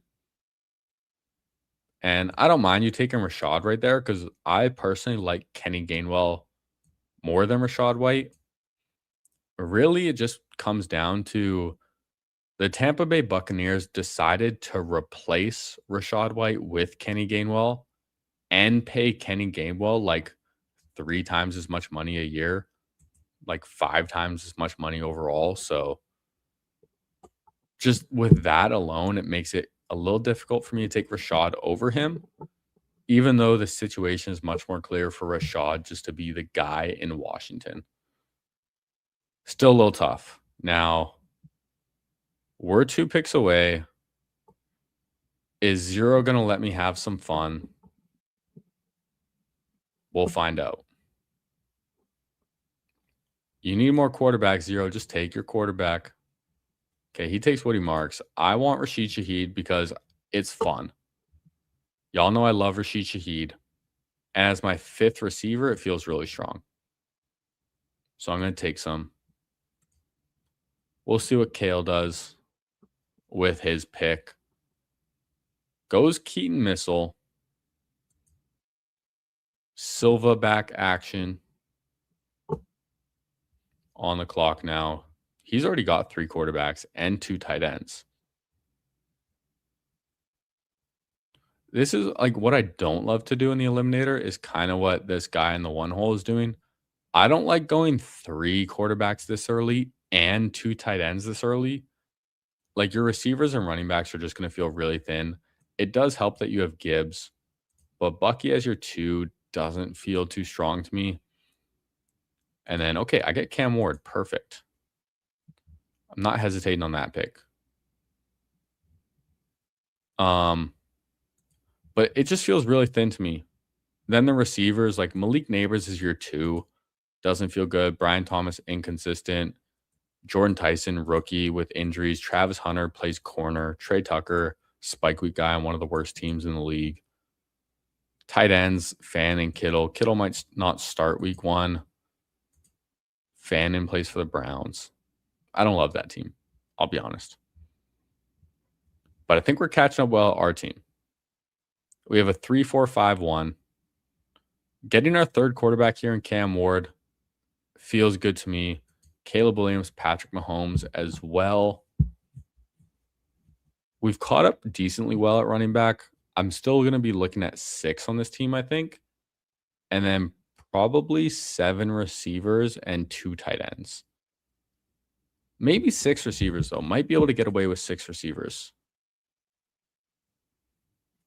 Yeah, we're cooking some premium dishes, man. That's the thing when you're drafting with other sharp people. Sometimes it can be good because you might be a little likely to get sniped sometimes, but you're also less likely to get sniped sometimes because they think through their picks a little more and they draft their own team, you know? Think Rashad was leaving no matter what. He was talking about leaving since last year. Yeah, makes sense. Like assuming he had the choice and they didn't. Who even knows? It was probably mutual, I guess. But Rashad could just be this year's Javante. Gets paid like next to nothing, but just turns out to get a workhorse role and be a stud. It's possible. Kind of Evans left and took less money to go to the 49ers. Maybe something's up in Tampa Bay. Who knows? Kale says it seems decent. Yeah, starting off 0 wide receivers, hard to catch up on, but Mike Evans, Burden, Harrison, Pittman, Dobbs. Yeah, you caught up really well at receiver. And then Purdy, Love, still 2 strong quarterbacks. The Love fall was quite nice for you. And then, yeah, Bijan, Javante holding it down. Then Brock Bowers tight end. Feels pretty good. Very, very balanced. Has Rashad ever had a workhorse role? Seems like a prototypical third down back. Yeah, workhorse might be a little strong wording. Oh, Gadsden goes too. Yeah, I would have liked Gadsden on this team, but I'm going to take Debo and I'm going to be done at 6 receivers. So now I can go 6 running backs and 3 tight ends. That's what I'm going to be happy about there.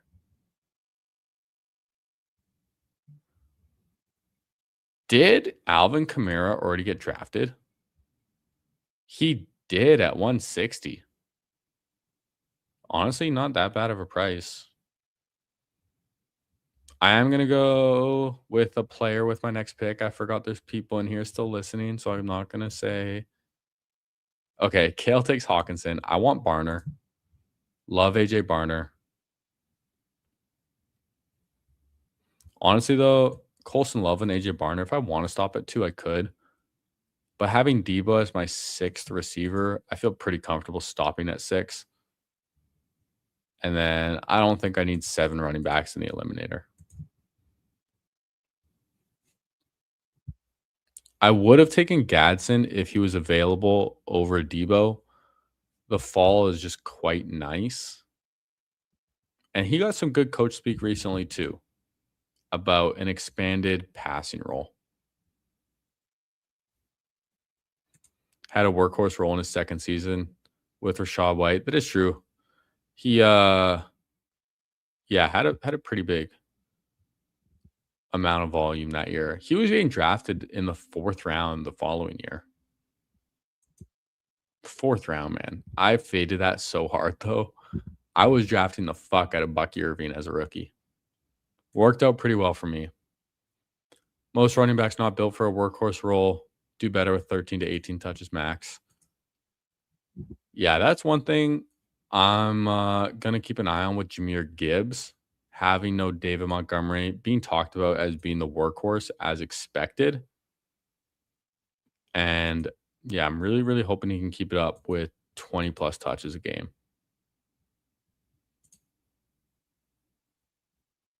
Rashad still paid off his costs that year. Did he? I don't really remember too much. I thought Rashad was more of like a bust at ADP that year, but I could be wrong. It was a couple years ago now. I don't remember too much, but I remember having a lot of Bucky. And if you guys could go down, do me a favor, hit that like button for me. Subscribe if you're new. We're streaming every single day. Having a great time doing it. Drafting phenomenal teams, man. It's what we do best. So would appreciate the support. Like, subscribe. Trying to get to 500, man. 500 is the goal by the start of the NFL season. I think we can do it. All right, I'm just checking. Sophie Cunningham has 3 points. Let's go. Sophie Cunningham, 3 points. We need 8. It's the start of the 2nd. So I'm guessing she hit 1 shot. But let's go. 1 shot closer. All right now. And we were talking a lot about Bucky. And on this team, I'm going to fade him. And I'm going to take Sean Tucker. Oh, fuck. I should have taken Frymouth first. That's a bit of an L. Maybe he'll come back to me, but Actually, Kale has Bowers and Hawkinson, so he might be done at 2 tight ends. Actually, yeah, Kale's probably done at 2 tight ends, so maybe Frymuth comes back to me. Come on, Kale, be cool. I wouldn't blame him if he took a third. It's the eliminator, but when you have Bowers, you can always stop it too. Takes Cup, so yeah, happy to get Frymuth on the way back as a third tight end, 10 picks past ADP. Feels really good. And going to end with one more running back to finish off this draft.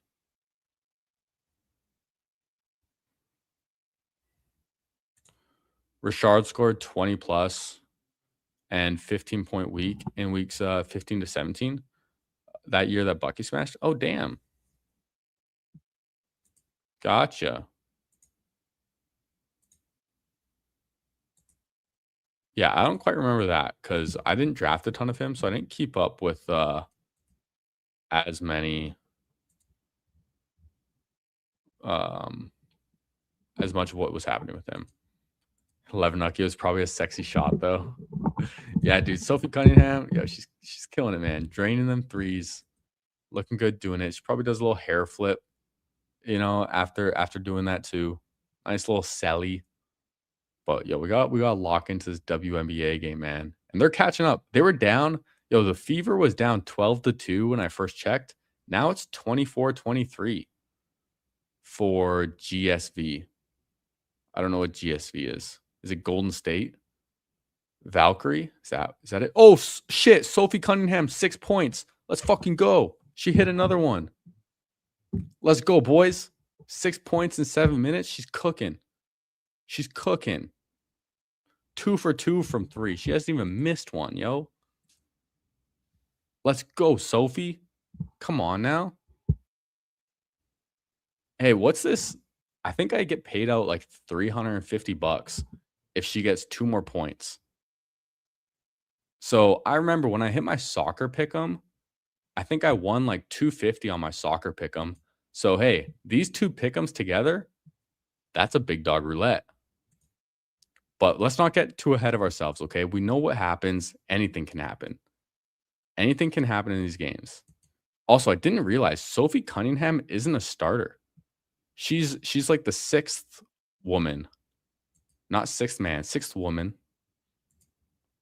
coming into the game. I'm going to take Justice Hill. Eliminate her ass pick. Just give me some points. We're just locked in on Sophie Cunningham. So, yeah, she cute, man. She cute.